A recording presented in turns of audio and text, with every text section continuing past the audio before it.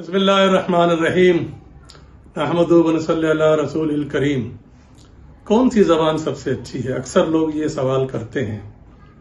तो इसका एक तो वाज़ेह और सीधा जवाब तो ये है कि सारी जबानें अच्छी हैं, कोई जबान कमतर नहीं है, सब जबानें आला हैं, बेहतरीन है, उम्दा है।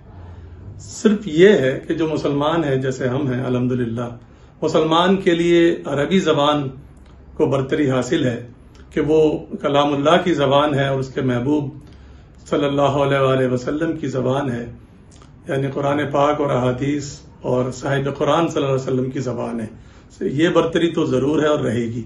उसके इस बरतरी को हटा दें, इस बरतरी के बाद तमाम ज़बानें बराबर हैं, चाहे वो छोटी हैं या बड़ी हैं।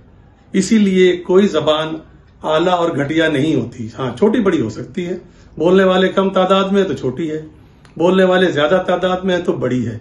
लेकिन आला है, बेहतरीन है, शानदार है, और दूसरी हकीर है, घटिया है, मामूली है, हरगिज नहीं।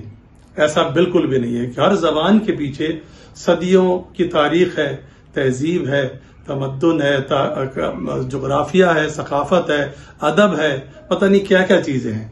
इसलिए दुनिया की तमाम जबानें, चाहे उसको दूसरे बोलते नहीं भी जानते हो बोलना, उन पूरी इंसानियत का मुश्तरका विरसा है। और तमाम जबानें इस लिहाज से मेरी हैं। चाहे अफ्रीका की किसी कोने में जबान को मैं नहीं जानता, लेकिन वो मेरी जबान है।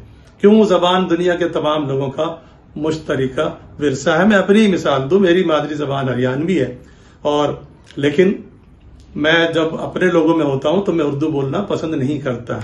तो यही रवैया अपनाना चाहिए, इसी से जबानें बच सकती हैं। तो नतीजा ये निकला कि जबान कोई आला और घटिया नहीं होती, जबानें सारी बराबर हैं, सारी अच्छी हैं।